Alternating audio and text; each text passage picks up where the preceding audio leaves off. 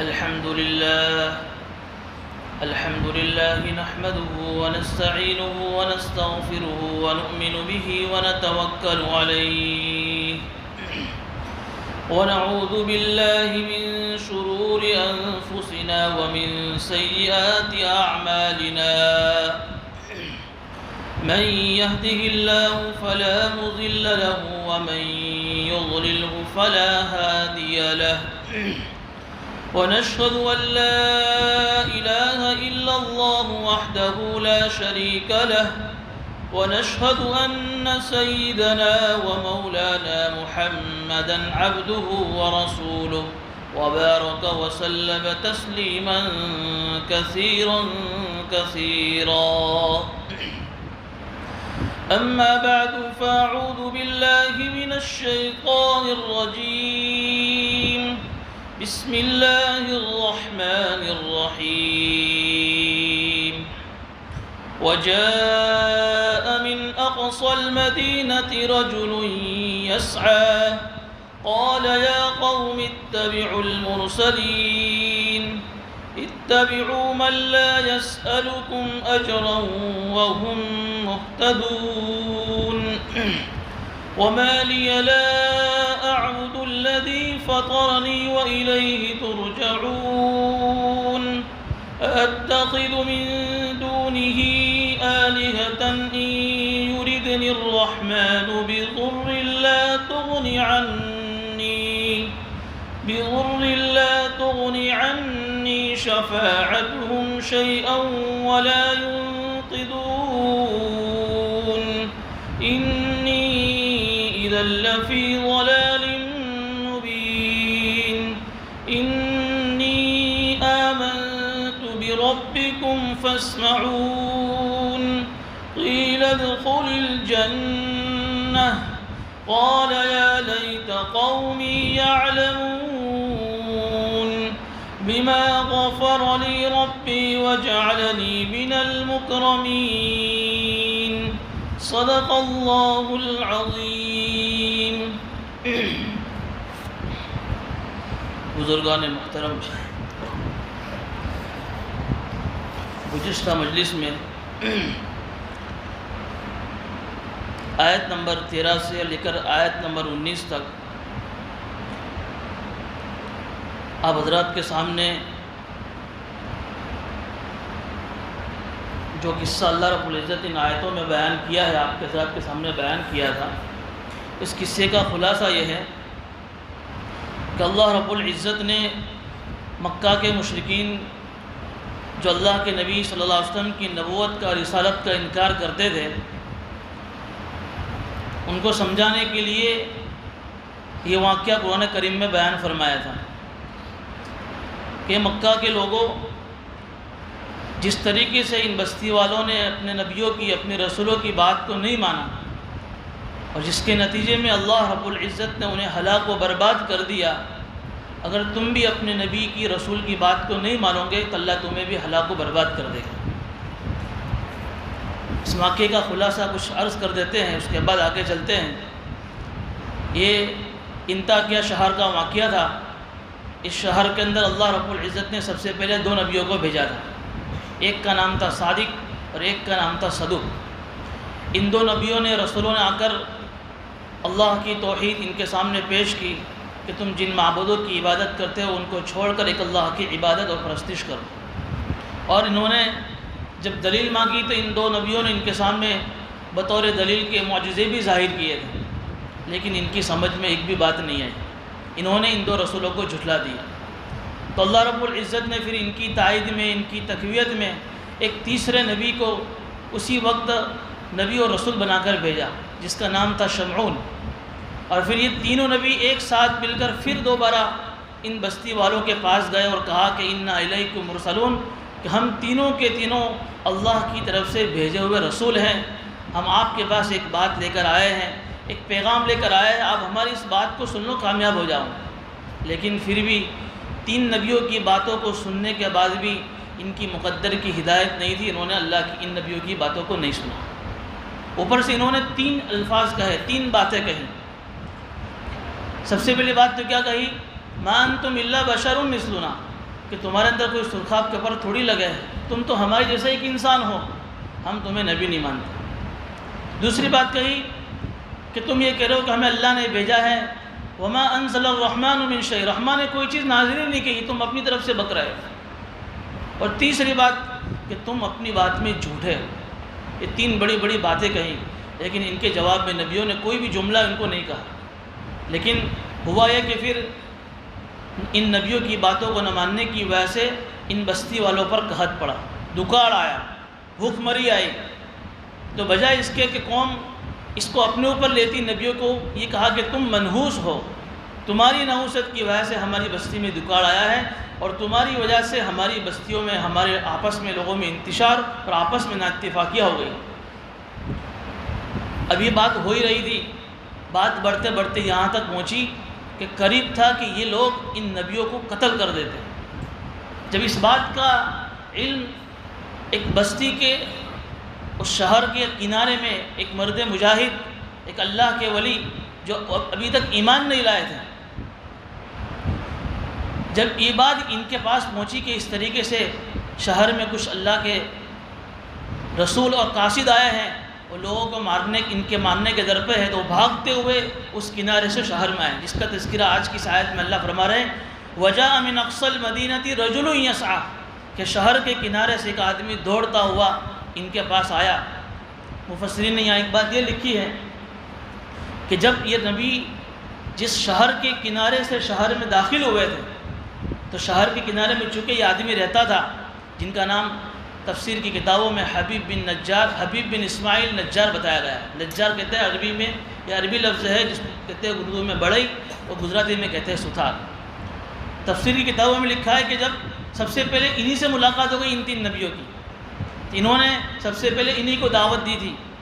یہ وہ آدمی تھے جو 70 سال سے اپنے بت کی عبادت کرتے تھے، اور انہیں ایک قسم کی جذام کی بیماری تھی جس میں بدن سے گوشت گرتا رہتا ہے۔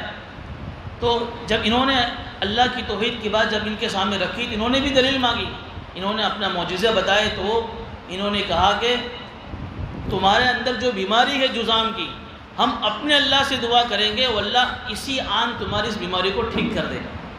اس کو تعجب ہوا کہ 70 سال سے میں اپنی بت کی عبادت کر رہا ہوں، اور تم یہ کہہ رہے ہو کہ ایک آج ہی تم اپنے اللہ سے دعا کرو میری بیماری ٹھیک ہو جاؤ، کہ ہاں ہو جائے گی، لیکن اس کے لیے شرط ہے کہ تم اس اللہ پر ایمان لے آؤ۔ چنانچہ فوراً وہ ایمان لے آئے، اور ایمان لاتے ہی ان اللہ کے نبیوں نے ان کے لیے دعا کی، اسی وقت بیماری ان کی ٹھیک ہو گئی۔ جب یہ معجزہ دیکھا تو ان کا ایمان اور مضبوط ہو گیا۔ پھر انہوں نے 2 چیزیں کہی تھی کہ آج کے بعد سے میں اپنے دھندے میں، اپنی اس بزنس میں جو کچھ بھی کماؤں گا اس کا آدھا اللہ کے راستے میں خرچ کر دوں۔ چنانچہ اسی وقت سے وہ آدھا اللہ کے راستے میں خرچ کرتے تھے۔ اور دوسری نیت یہ کی تھی کہ اب میں اپنے سب کچھ چیزوں کو چھوڑ کر جنگل میں سنیاس لے لوں گا اور ایک اللہ کی عبادت کروں۔ تو یہ اسی شہر کے کنارے چلے گئے تھے، اور شہر کے کنارے ایک اللہ کی عبادت میں مشغول تھے۔ جب انہیں ان کا علم ہوا کہ یہ نبی جب شہر میں آئے ہیں، لیکن شہر والوں نے ان کی بات نہیں مانی، بجائے ان کو قتل کرنے کے در پہ ہیں، یہ بھاگتے ہوئے آئے اور شہر والوں کو سمجھایا یا قوم اتبعوا المرسلین، اے میرے قوم یہ ان بھیجے ہوئے نبی کی بات کو مان لو، اس لیے کہ اتنے دور سے آئے ہیں، یہ اپنے شہر کے نہیں ہیں، اتنے دور سے ایک دین کی بات کو لے کر آئے ہیں، تمہیں سمجھانے کے لیے آئے ہیں، خیر خواہی ہمدرد بن کر تمہارے پاس آئے، اور اس کے بدلے میں تم سے کوئی پیسہ اور معاوضہ بھی نہیں مانگتے۔ من لا یسألکم اتبعوا من لا یسألکم اجرا، کوئی معاوضہ نہیں مانگتے کہ بھئی تم ہم اس کے بدلے میں ہمیں پیسے دو، اس کے بدلے تم ہماری مزدوری کا اجرت دو، بلکہ ایک اللہ کے لیے اللہ کو راضی کرنے کے لیے اور اپنا اجر آخرت میں وصول کرنے کے لیے تمہارے پاس آئے، اور خود وہ بھی ہدایت پر ہے۔ لیکن یہ 2 باتیں کہنے کے بعد پھر آگے انہوں نے اور کھل کر کہا ان لوگوں سے۔ آگے کا جو انداز ہے عجیب انداز ہے، بجائے ان کو مخاطب ہونے کے اپنی ذات پر لے رہے، مجھے کیا ہو گیا ہے، وما علیہ لا اعبد الذی فطرنی والیہ ترجعون، مجھے کیا ہو گیا، یعنی میرا کیا حال ہے، یہ بات میری سمجھ میں کیوں نہیں آ رہی ہے کہ میں اس اللہ کی عبادت نہ کروں جس نے مجھے پیدا کیا ہے۔ یہ تو ان کو کہنا چاہیے تھا، خود تو مسلمان تھے، لیکن ہو سکتا تھا کہ وہ ان کو جھٹلا دے، یہ چیز اپنے اوپر لے لی، مجھے کیا ہو گیا ہے کہ میں اس اللہ کی، اس رب کی عبادت نہ کروں جس نے مجھے پیدا کیا ہے۔ وَإِلَيْهِ تُرْجَعُونَ، اور ایسا نہیں ہے کہ پیدا کرنے کے بعد ہمیشہ رہنا ہے، ایک دن اسی کے پاس تم سب کو لوٹ کر جانا ہے۔ اللہ کی توحید سمجھائی، پھر آگے ان کے جو معبود تھے ان معبودوں کی نفی سمجھائی۔ اگر میں ایک اللہ کو چھوڑ کر أَأَتَّخِذُ مِن دُونِهِ، ایک اللہ کو چھوڑ کر آلِهَةً، تمہارے معبودوں کو، تمہاری مورتیوں کو اگر میں رب مان لوں، ان یریدنی الرحمن بضر، اگر میرا اللہ مجھے کوئی تکلیف اور کوئی مصیبت پہنچانا چاہے گا تو تمہارے معبود مجھے اس مصیبت سے نجات نہیں دے سکیں گے، نہ میری کوئی سفارش کر سکیں گے۔ پھر کیا وجہ ہے کہ تم اپنی مورتیوں میں لگے ہوئے ہو جن کو تم نے اپنے ہاتھوں سے بنایا ہے، جو نہ تمہاری کوئی بات سنتے ہیں نہ تمہیں کوئی نفع پہنچا سکتے ہیں؟ کتنی کھل کر دعوت دی، ابھی ایمان لائے ہیں لیکن ایمان ان کے دلوں میں کتنا اندر میں گھس چکا تھا کہ اللہ کی توحید، اللہ کی وحدانیت اور اللہ کے غیر کا نہ ہونے کا یقین ان کو سمجھا رہے۔ اور پھر کیا کرے، انی اذا لفی ضلال مبین، اگر میں اللہ کو چھوڑ کر تمہارے ان مورتیوں کی عبادت کروں تو میں تو پھر سری گمراہ ہوں۔ اتنی جب کھل کر دعوت دی ہے، قوم سمجھ گئی کہ یہ آدمی مسلمان ہو گیا ہے، یہ آدمی اسلام لے آیا ہے، تو ان قوم کے لوگوں نے نبیوں کو چھوڑ کر اس آدمی پر ٹوٹ پڑے، اتنا مارا، کسی نے پتھر مارے، کسی نے پیٹ چیرا، کسی نے گلا چیرا، مار مار کے اس آدمی کو شہید کر دیا، اتنا مارا۔ بلکہ یہاں تک تفسیر کی کتابوں میں لکھا ہے کہ اتنا مارا پیٹ کی ساری انتڑیاں باہر نکل گئی، پورا گلا کاٹ دیا، بدن کے ٹکڑے ٹکڑے کر دیے، اور پھر اخیر میں آگ جلا کر ان کو آگ میں چلا دیا۔ لیکن اس اللہ کے بندے نے جن کا نام حبیب بن اسماعیل نجار ہے، پھر بھی جب قوم مار رہی تھی اس وقت ان کی زبان سے یہی جملے تھے، رب اہدی قومی، اے اللہ میرے قوم کو ہدایت نصیب فرما۔ بد دعا نہیں دے رہے، بلکہ اس لوگ مار رہے اس زبان سے کہہ رہے اللہ میرے قوم کو ہدایت دے دے۔ بعینی، یہ وہی منظر ہے جو منظر اللہ کے نبی صلی اللہ علیہ وسلم کو طائف کے اندر پیش آیا تھا۔ لوگ پتھر مار رہے، جوت یا خون سے لہولہان ہیں، فرشتے آ رہے عذاب کے، لیکن کیا کہہ رہے، اللہ میری قوم جانتی نہیں، اللہ تو نے ہدایت نصیب فرما۔ اسی کی برکت سے اللہ نے اس قبیلہ ثقیف کے اندر ایک مرد مجاہد کو پیدا کیا، محمد بن قاسم، جن کو اللہ نے اسلام کی نعمت سے نوازا، پھر وہی ایشیا والوں کے لیے ہدایت کا ذریعہ بن کر آئے۔ تو یہ اپنی قوم کے لیے ہدایت کی دعا مانگتے رہے۔ جب اللہ نے ان کی اس قربانی کو دیکھا کہ ایک آدمی نے ایک اللہ کی توحید پر قائم رکھتے ہوئے اپنی جان کی قربانی دے دی، اپنا آپ کو شہید کر دیا، اللہ نے کتنا بڑا اکرام کیا۔ قیل ادخلوا الجنہ، اسی وقت اللہ نے فرشتوں کو بھیج کر انہیں پیغام سنایا کہ تم جنت میں پہنچ جاؤ۔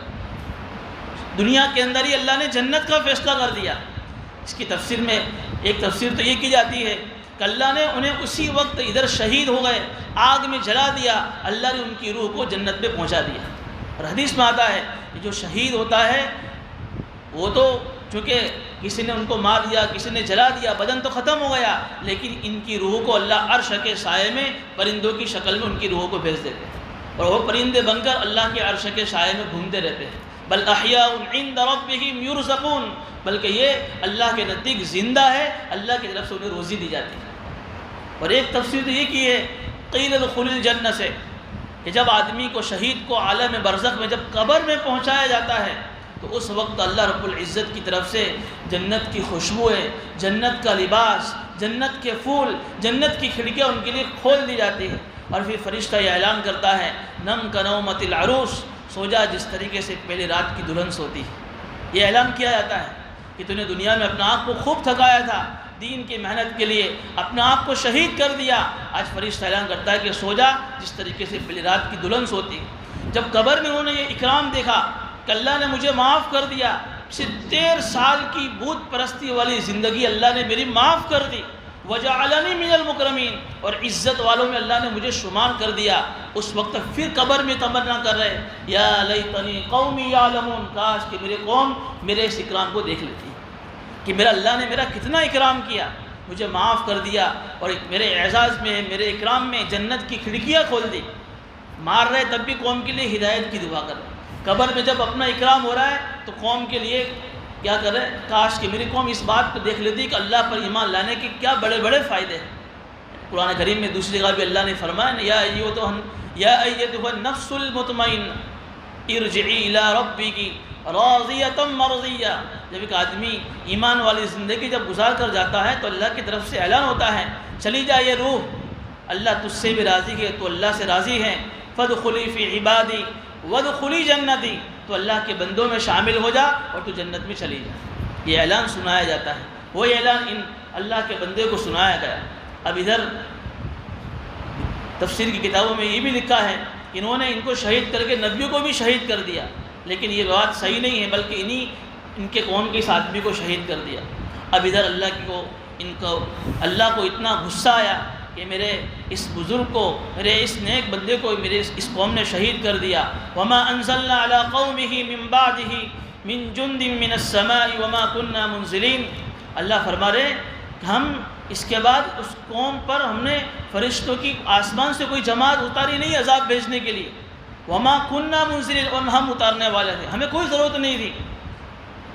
اللہ کہہ رہے ہمیں ان بستی والوں کو ہلاک کرنے کے لیے آسمان سے فرشتوں کی جھنڈ اور فرشتوں کی جمع اتارنے کی کوئی ضرورت نہیں ہے، بس اللہ نے یہ کیا کہ آسمان سے ایک بڑا فرشتہ حضرت جبرائیل علیہ السلام کو بھیجا، اس بستی کے دونوں جو کنارے تھے شہر کے، دونوں کناروں کو بازو سے پکڑا اور اتنی زور سے چیخ ماری، اس چیخ کی اور اس چنگاڑ کی ڈر سے، اس کی آواز سے سارے کے سارے لوگ ہلاک ہو گئے۔ صرف ایک آواز لگائی ہے، کچھ کیا نہیں ہے، اتنی زبردست وہ چیخ ہوگی کہ ان کے کلیجے اندر سے پھٹ گئے اس چیخ کی ہیبت کی وجہ سے۔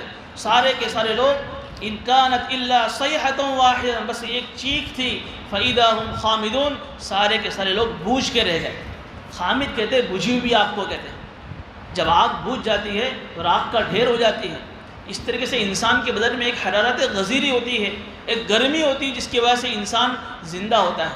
جب وہ گرمی ختم ہو جاتی ہے اور انسان کا جب بدن ٹھنڈا ہو جاتا ہے انسان مر جاتا ہے۔ اللہ اسی کو تعبیر کر رہے ہیں، ایک چیخ جب اس فرشتے نے ماری ہے سارے کے سارے ٹھنڈے ہو کر رہ گئے، پوری کی پوری بستی اللہ نے صاف کر دی۔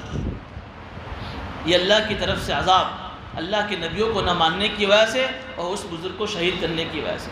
آگے اللہ کہہ رہے ہیں یا حسرتاً علی العباد، بڑا افسوس ہے ان بندوں پر، جب بھی کوئی رسول ان کے پاس آیا یہ لوگ ان رسولوں کو جھٹلاتے ہیں۔ دیکھیے یہ اللہ کی طرف سے رسولوں کا آنا، کتابوں کا اترنا بہت بڑی نعمت ہوا کرتا ہے۔ رسول جو بات کہتے ہیں وہ کہتے ہیں جو کتاب میں لکھی ہوئی ہوتی ہے، لوگوں کے لیے ایک نعمت ہوتے ہیں جو انہیں سیدھے راستے کی ہدایت دیتے ہیں۔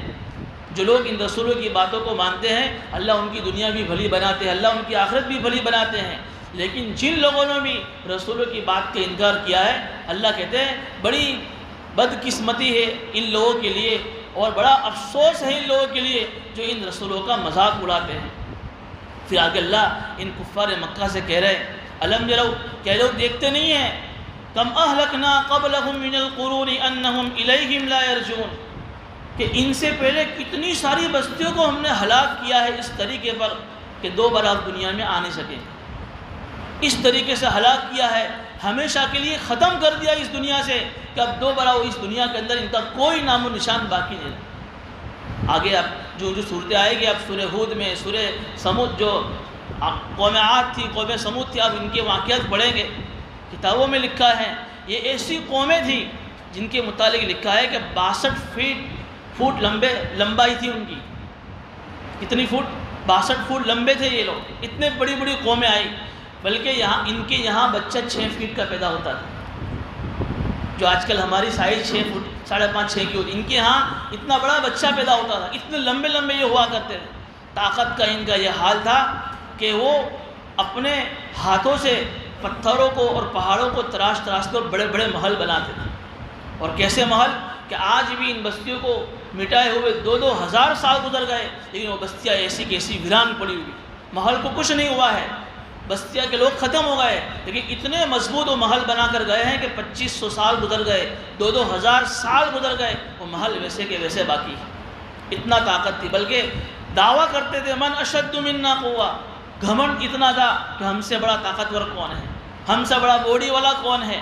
اللہ ان مکہ کے لوگوں کو جو ہمارے آقا و مولا تاجدار مدینہ سرکار دو عالم صلی اللہ علیہ وسلم کا مذاق اڑاتے تھے، انہیں کہہ رہے کہ تمہیں کس بات پر گھمنڈ ہے، ہم تم سے بڑے طاقتور لوگوں کو، تم سے بڑے پیسے والوں کو اور تم سے بڑے عزت والوں کو ہم نے دنیا سے اس طریقے سے ہلاک کیا ہے کہ آج ان کا کوئی نام و نشان نہیں۔ تمہیں کس چیز پر گھمنڈ ہے؟ ان کے پاس سب کچھ تھا، مال تھا، اولاد تھی، سرمایہ تھا، طاقت تھی، سب کچھ تھا لیکن ایمان نہیں تھا، اللہ کے رسولوں کو مذاق اڑایا، آج دنیا انہیں یاد بھی نہیں کرتی۔ یہ مکہ والوں کو سمجھا جا رہا ہے اور قیامت تک کے انسانوں کو بھی سمجھایا جا رہا ہے۔ یہ قرآن صرف ماضی کی واقعات کو بیان کر کے صرف خاموش نہیں ہو جاتا ہے، یہ ہمیں بھی، جو بھی اس قرآن کی تفسیر کو سن رہا ہے، جو بھی قرآن کی اس ترجمے کو سن رہا ہے، اللہ اسے بھی کہہ رہا ہے کہ تم لوگ دیکھتے نہیں ہو کہ جنہوں نے اللہ کے نبیوں کا مذاق اڑایا ہے، اللہ نے ان بستیوں کو کیسا ختم کیا ہے کہ ان کا نام و نشان تک باقی نہیں رہا۔ یہ اللہ کی سنت ہے۔ یہ دنیا میں عذاب آیا اللہ کا، اللہ آگے فرما رہے کہ وَإِن كُلٌّ لَمَّا جَمِيعُ الَّذِينَ مُحْضَرُونَ، ایسا نہیں ہے کہ دنیا میں عذاب بھیج دیا، ختم ہو گئے تو بات ختم ہو گئی، بلکہ وَلَعَذَابُ الْآخِرَةِ أَكْبَرُ، آخرت کا عذاب تو اس سے بھی بڑا ہے۔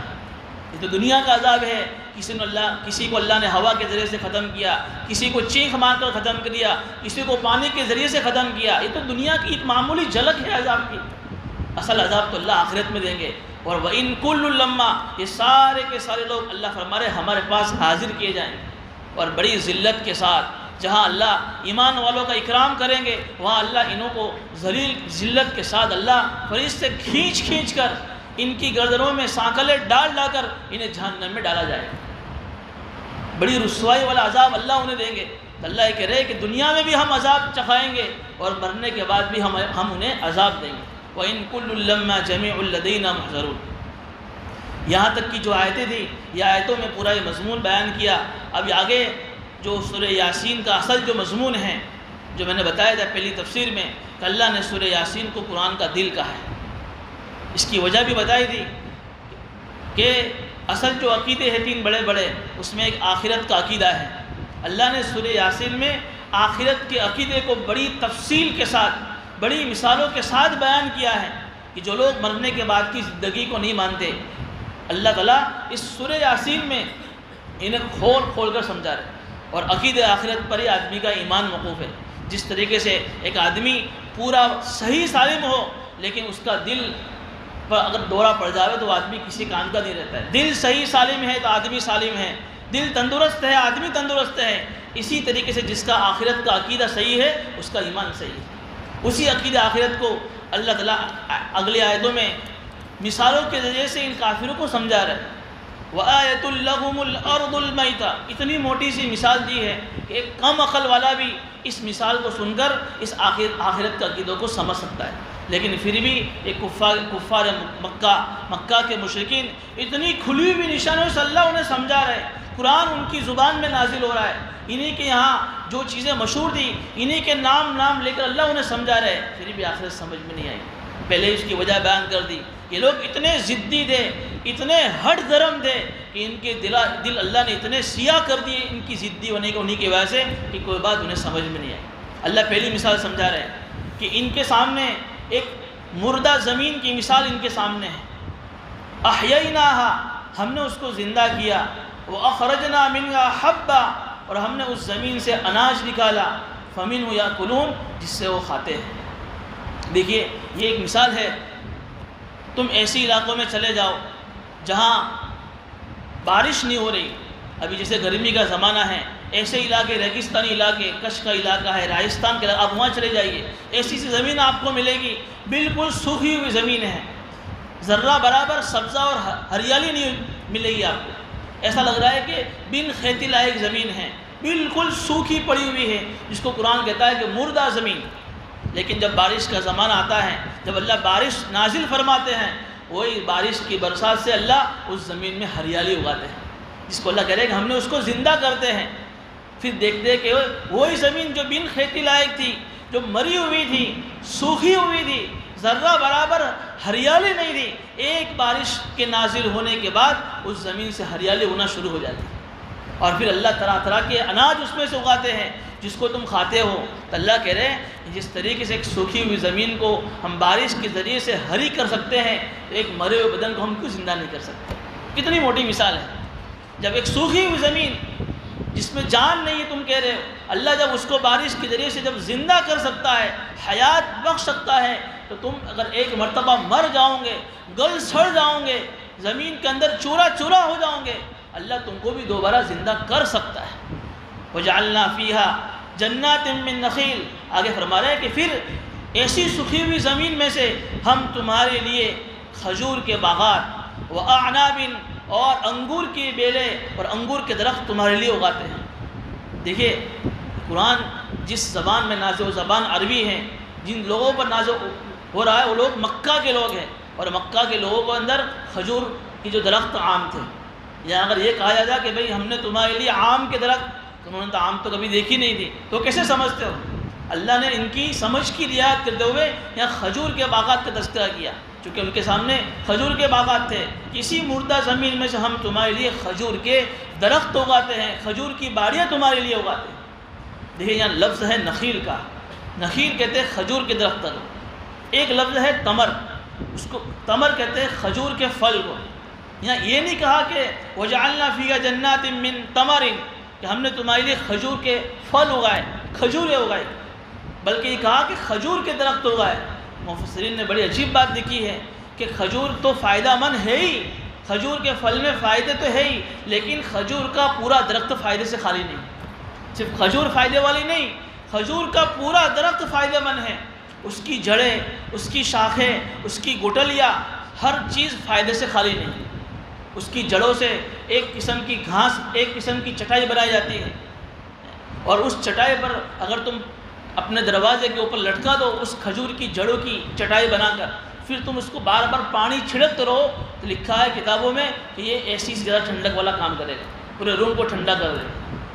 اس کے جو ہے لکڑیاں جلانے کے کام آتی ہے، اس کی گٹلیوں سے تصویر بنائی جاتی ہے، اس کے جو شاخوں سے لوگ اس زمانے میں چھپڑ بناتے تھے، نہیں اس کی گٹلی سے لے کر اس کی جڑ، ہر چیز کھجور کی درخت کی فائدہ مند ہے۔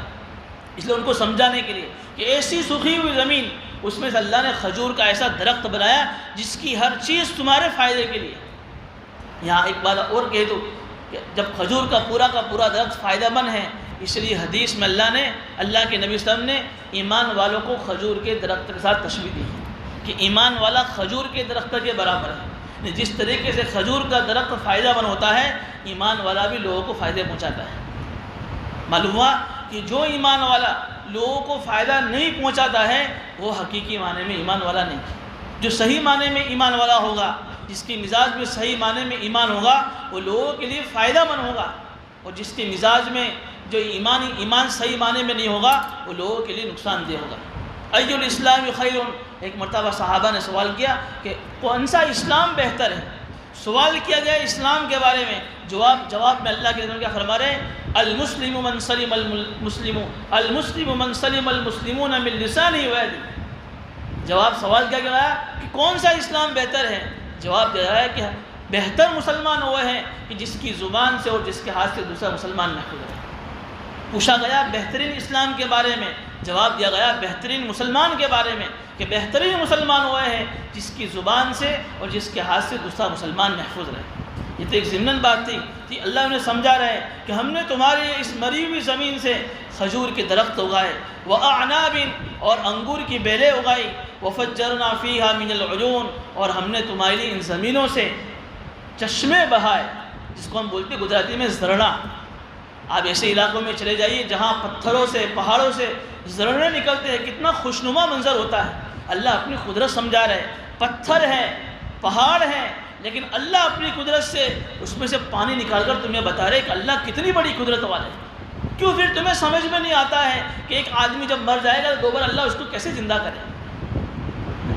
وَفَجَّرْنَا فِيهَا مِنَ الْعُيُونِ اور پھر اس زمین میں سے اللہ نے تمہارے لیے چشمے بہائے، لِيَأْكُلُوا مِن ثَمَرِهِ تاکہ پھر تم ان پھلوں میں سے کھاؤ، وَمَا عَمِلَتْهُ أَيْدِيهِمْ جس پھلوں کو تیار کرنے میں تمہارے ہاتھ کا کوئی دخل نہیں۔ دیکھیے یہاں ماں کی دو تفسیر کی ہے، ایک تو ہے ماں نفی کے لیے کہ یہ جو پھل جو اللہ اگاتے ہیں، یہ جو پھول اللہ اگاتے ہیں، طرح طرح کے جو اللہ میوے تمہیں کھلاتے ہیں، تمہارے ہاتھوں کا کوئی دخل نہیں۔ ہمارا کام، کسان کا کام کیا ہوتا ہے؟ جب کسان کا کام یہ ہوتا ہے کہ جب کھیتی کی، جب زمین کی جب تیاری ہوتی ہے، سیزن آتی ہے فصل کی، زمین کو ہموار کرتا ہے، اندر بیج ڈالتا ہے، زمین کو نرم کرتا ہے، پانی پلاتا ہے، سینچائی کرتا ہے، بس اور کیا کرتا ہے؟ لیکن اس کے بعد پھر اندر سے کوپل کا نکلنا، کوپل میں سے پھر پتوں کا نکلنا، پھر پھولوں کا نکلنا، پھر پھلوں کا نکلنا، پھر ایک تناور درخت کا ہونا، یہ کس کے ہاتھ میں ہے؟ یہ انسان کے بس میں تھا؟ وہ تو ایک بیج ڈال کر بھول جاتا ہے، 6 مہینے انتظار کرے گا کہ اب میری سیزن 6 مہینے بعد پکے گی۔ تو اللہ کہہ رہے کہ اتنی ساری قسم قسم کے میوے ہم تمہیں کھلا رہے، قسم قسم کے غلے اناج ہم تمہیں کھلا رہے، وما عملت ایدیہم، تمہارے ہاتھوں کا کوئی دخل نہیں۔ ایک تفسیر تو یہ کی گئی۔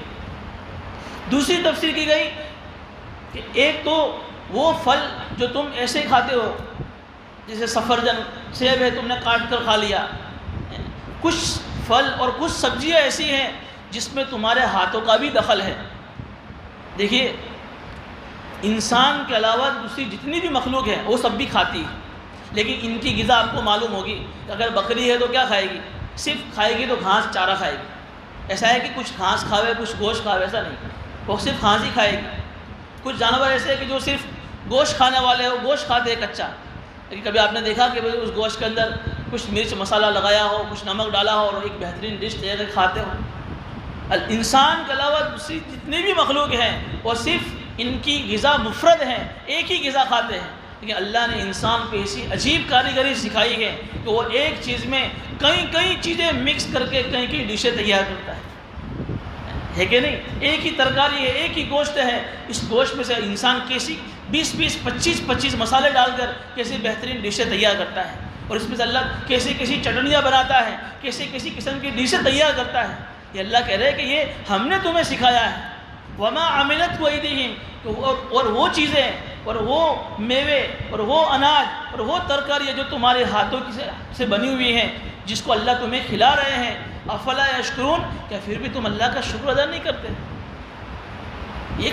اللہ ہمیں ایک سوچنے کا موقع دے رہے ہیں۔ میں آپ سے ایک سوال کروں، اتنے سال ہو گئے ہمارے دسترخوان پر جب ہم بیٹھتے طرح طرح کی آئٹمیں آتی ہیں، طرح طرح کے پھل آتے ہیں، کہ کبھی ہمارے دل نے اس بات کو سوچا کہ یہ کس نے دیا؟ فوراً ہمارے دل میں سو آتا کہ یہ تو میں بازار سے خرید کے لے کر آیا۔ ہمارے گھر میں ہمارے بچے پوچھتے ابو کون لایا؟ کہ تمہارے ابو لے کر آئے۔ اللہ کہہ رہے کہ اس موقع پر تمہارا دماغ اور تمہارا ذہن اللہ کی طرف جانا چاہیے، اور اللہ کی شکر کے جذبات تمہارے دلوں میں پیدا ہونے چاہیے۔ افلا یشکرون، کیا تم اللہ کا شکر ادا نہیں کرتے؟ اگر اللہ نہ چاہتے تو تم یہ قسم کے کھانے نہیں کھا سکتے تھے۔ تو کبھی کبھی دسترخوان پر بیٹھ کر اللہ کی اس نعمتوں کا استحضار کر کے اللہ کی طرف سے ملی ہوئی نعمتوں کا استحضار کرنا چاہیے کہ اللہ یہ تیرا ہی کمال ہے، تیرا ہی فضل ہے، ورنہ ہمارا اس میں کوئی کمال نہیں۔ افلا یشکرون، کیا تم شکر نہیں کرتے؟ شکر کا ایک درجہ تو زبان سے ہم جو کہتے ہیں اللہ تیرا شکر ہے، صرف اس پر اکتفا نہیں کرنی ہے۔ شکر کا ایک دوسرا درجہ ہے کہ زبان سے الحمدللہ کہنے کے بعد ہمارا دماغ، ہماری سوچ بھی اس طرف جاوے کہ یہ اللہ کی طرف سے ملی ہوئی نعمت ہے۔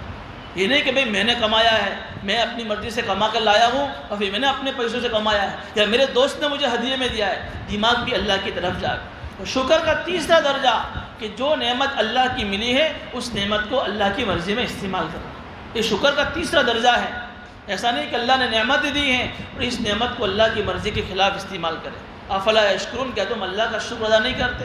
یہ اللہ نے ایک مثال سے سمجھایا۔ دوسری مثال اللہ سمجھا رہے ہیں، سبحان الذی خلق الازواج کلها مما تنبت الارض ومن انفسهم ومما لا يعلمون، پاک ہے وہ ذات جس نے تمام لوگوں کے جوڑے بنائے ان چیزوں میں سے جس کو زمین اگاتی ہے، ومن انفسهم، اور تمہارے اندر سے، ومما لا يعلمون، اور ان چیزوں میں سے جس کو تم جانتے بھی نہیں۔ جوڑا کہتے ہیں نر اور مادہ کو، مرد اور عورت کو۔ ہم لوگ تو کیا سمجھتے ہیں کہ صرف انسانوں میں جوڑا ہے، مرد اور عورت کا۔ اللہ فرما رہے ہم نے دنیا کی ہر چیز میں جوڑے بنائے ہیں، جانوروں میں، پرندوں میں، یہاں تک کہ زمین میں چلنے والے جو کیڑے ہوتے ہیں اس میں بھی اللہ نے نر مادہ بنائے۔ اللہ نے ہر ایک میں جوڑے بنائے۔ دین کا جوڑا رات ہے، رات کا جوڑا دین ہے، یہاں تک اب تو سائنس بھی ثابت کر رہی ہے کہ جو وائر ہوتے ہیں اس میں بھی جوڑا ہے، مائنس پلس جو وائر ہوتے ہیں یہ بھی جوڑا ہے، مقابل کی چیزیں۔ اللہ کہہ رہے کہ ہم نے زمین کے اندر جتنی بھی چیزیں اگائی ہیں ان ساری چیزوں میں ہم نے جوڑے بنائے ہیں۔ بلکہ یہ بات تو آپ نے سنی ہوگی، مشہور ہے کہ پپیتے کے بھی جوڑا ہے۔ جو پپیہ جو اگتا ہے، کھجور جو اگتی ہے، وہ بغیر مادہ کے نہیں اگتی۔ کتابوں میں لکھا ہے کہ اگر آپ ایک جگہ پر جو نر پپیتا ہے اس کا آپ بیج ڈالیں، وہ تھوڑے سے بڑے ہو کر ٹوٹ جائیں گے، کوئی پپیتا پکے گا نہیں، بلکہ نر پپیتے کے ساتھ مادہ پپیتے کے بیج ڈالنے پڑتے ہیں، تب جا کر نر پپیتا اگتا ہے۔ اس طریقے سے کھجور کے اندر بھی ہے، جب تک نر کھجور کے ساتھ مادہ کھجور کا جب تک بیج نہیں ہوتا تب تک کھجور نہیں اگتی۔ اب سوال یہ ہوتا ہے کہ بھئی جب نر کھجور اور مادہ کھجور، نر پپیتا مادہ پپیتا، ان کا ملن کیسے ہوتا ہے؟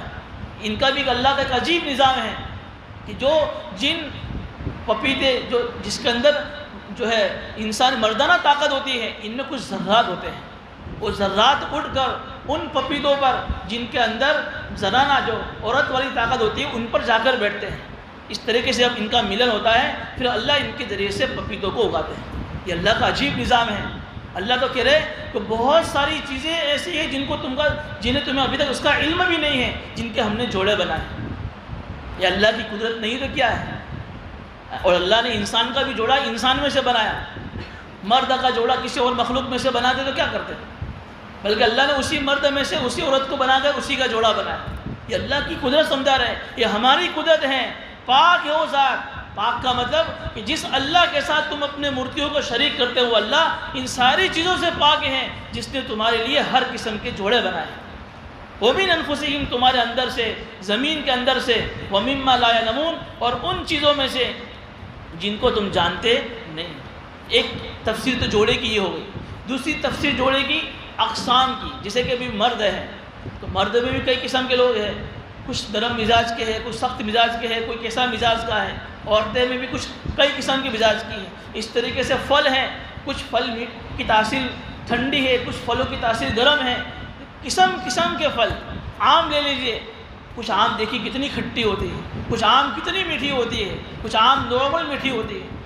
انسانوں کے لیے اللہ نے ساری چیزیں کی ہیں کہ تم کو جس قسم کی جو چیز پسند ہو تم اس قسم کے آم کھا سکتے ہو، کہ قسم قسم کی چیزیں اللہ نے تمہارے لیے پیدا کی ہے۔ جب اللہ اتنی بڑی قدرت والا ہے پھر تم کیوں اس اللہ کی بات پر ایمان نہیں لاتے؟ اللہ بڑی بڑی مثالوں سے سمجھا رہے ہیں ان کفاروں کو، کہ ان کے ذریعے سے قیامت تک آنے والے آخری انسان کو اللہ سمجھا رہے ہیں۔ تو ایک مثال کون سی ہوئی کہ مری ہوئی زمین کو جب ہم زندہ کر سکتے ہیں تو ہم پھر تمہیں بھی ایک مرتبہ مار کر دوبارہ زندہ کر سکتے ہیں۔ دوسری مثال، جب اللہ قسم قسم کے جوڑے بنا سکتے ہیں، اللہ نر اور مادہ کو اللہ نے ہر چیز میں بنایا ہے، اللہ کے لیے کوئی مشکل نہیں ہے کہ اللہ تمہارے لیے تم کو مرنے کے بعد تمہیں دوبارہ زندہ کرے۔ آگے اور بھی بہت ساری مثالیں ہیں جو انشاءاللہ آئندہ مجلس میں بیان کی جائے گی۔ اللہ تعالی ہمیں ان باتوں پر عمل کی توفیق عطا فرماوے اور بار بار اللہ کی قدرت کی نشانیوں میں غور و فکر کرنے کی توفیق نصیب فرماوے۔